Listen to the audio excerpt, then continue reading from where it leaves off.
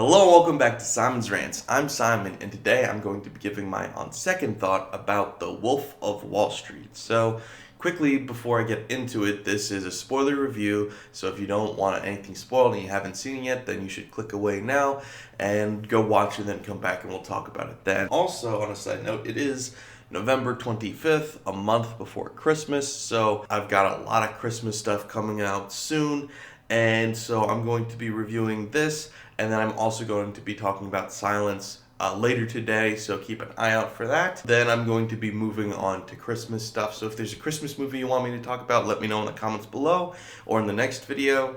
And I've also got another Barbie project coming up that should be out soon, and I'm going to be talking about Thanksgiving movies as well, briefly on Thanksgiving. I'm also going to try to review The Irishman as soon as possible. I haven't seen it yet. It is officially coming out this weekend. It has been playing around some places, but it's not been shown everywhere yet, so I'm going to try and see that this weekend if I can, and then I'll also get that review up too. It's all fun stuff. But just let me know in the comments below what you want me to talk about, and I'll get to it. Alright, so back to Wolf of Wall Street. If you've been following the series, you know that I sometimes take issue with these kind of stories by Martin Scorsese because it feels like he's trying to make a point, but he doesn't fully commit to it. And that's the same feeling I got in this movie, where somebody does something bad and they don't necessarily get away with it, but they kind of do in some ways, and that's what Wolf of Wall Street is. So you see, Leonardo DiCaprio is the Wolf of Wall Street. Eventually he does get caught, and eventually he does lose the majority of his money, and then you see him at the end going back to his old ways and starting over, but he's at the bottom level all over again. So it's like, did he learn his lesson? Probably not, because there is a very obvious point in this movie when he could have walked away and avoided most of the consequences, and he just said, nope, I'm not going to do that, and he kept going, and then he had to face all the consequences. And so it's kind of frustrating as an audience to see that, or frustrating as a critic going into this going, well, what's the message? Because it almost feels like it's glorifying him. And I'm not sure that it is, and I'm not sure that it's not. It's very much in the middle, which is something good and bad, because the good part of it is that Scorsese doesn't spoon feed you on what to think. He just shows you a lot of events and tells you, in essence, to make up your own mind about it. But at the same time, this movie is edited in certain ways and is showing you a certain story that's supposed to give you certain ideas.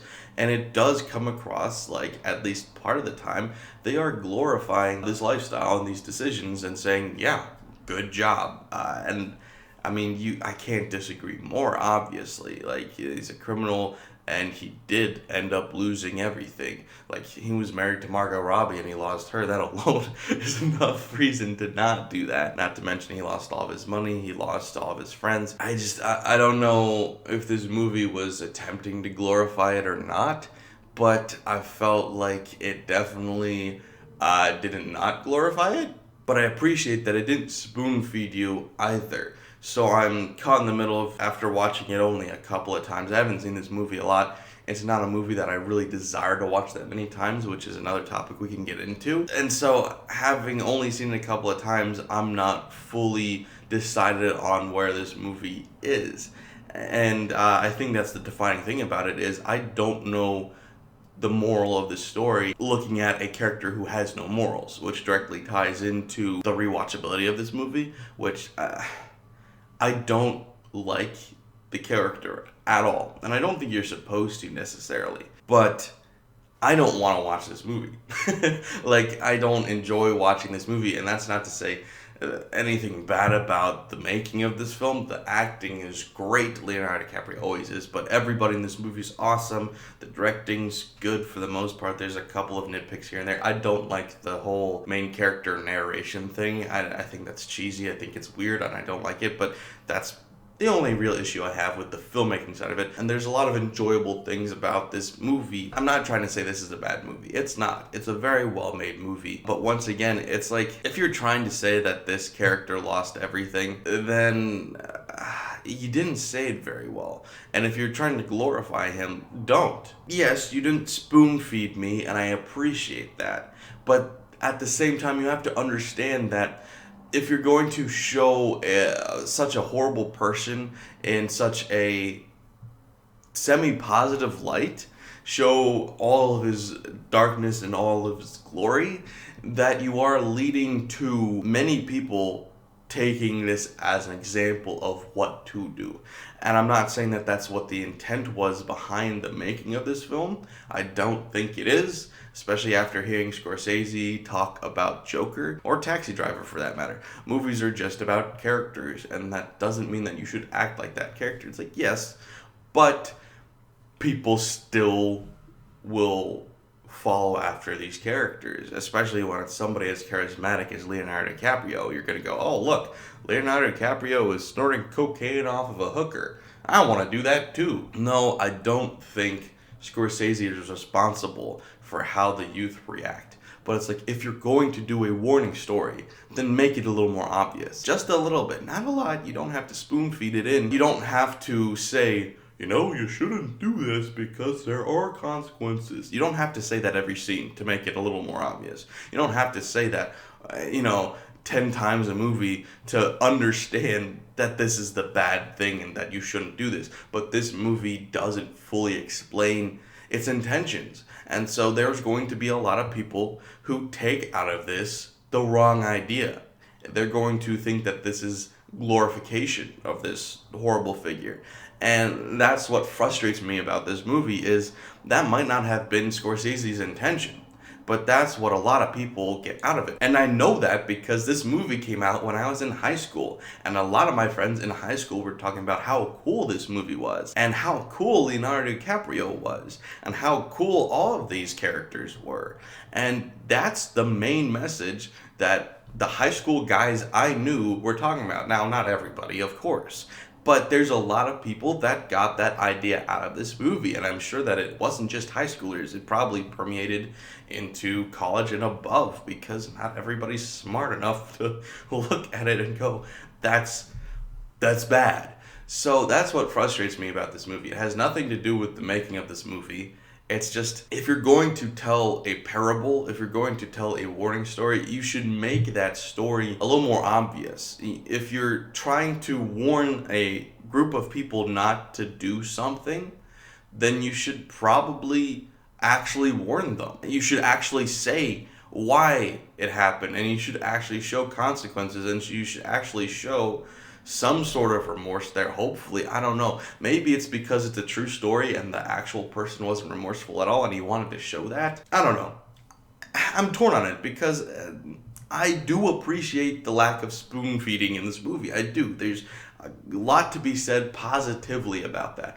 And I'm not advocating for a huge overblown explanation at the end where the director sits down and goes, now listen, kids, this story is true, but that doesn't mean it's good. Like, I'm not asking for that. And I don't know what I'm asking for specifically, but it's just, it didn't feel like it had a message to it, which is the whole point of telling the story, is to have a message. So that's frustrating.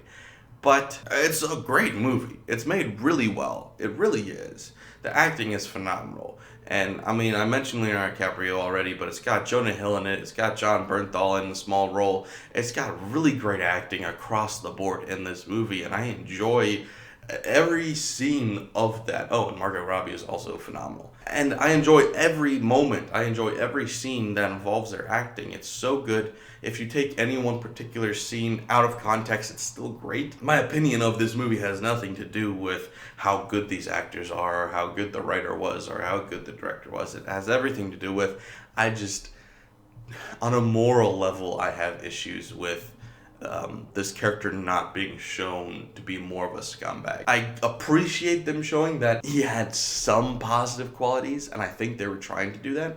They were trying to take this character that's obviously bad and show, well, maybe he's not completely bad, which is true. Nobody, for the most part, is completely evil. Like, Every evil person you can think of had probably at least one redeeming quality in some way. I don't want to get into that too deep because it's going to be controversial if I bring up specifics, but it's like no matter how evil a person is, they usually have some sort of redeeming quality to them. He's not the worst person in the world, and he also has some redeeming qualities. Like, he does care about some people. He wants to help some people's lives get better, and that's a cool thing to point out about this person, because even though he is a scumbag, he cared enough to help people who were like him at one point, when he struggled to make payments, when he struggled with money, and he wanted to help those people. That's cool to point out.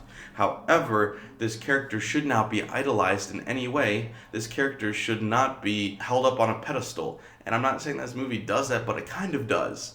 And that's where I take issue with this movie, is on a moral level, not on an actual filmmaking level. But it would still be one of the best made movies of all time. So if you can get past that moral dilemma that I'm having with it, or if you have a better explanation for the moral dilemma that I have with it that I'm just not understanding, then I'm sure you'll love this movie.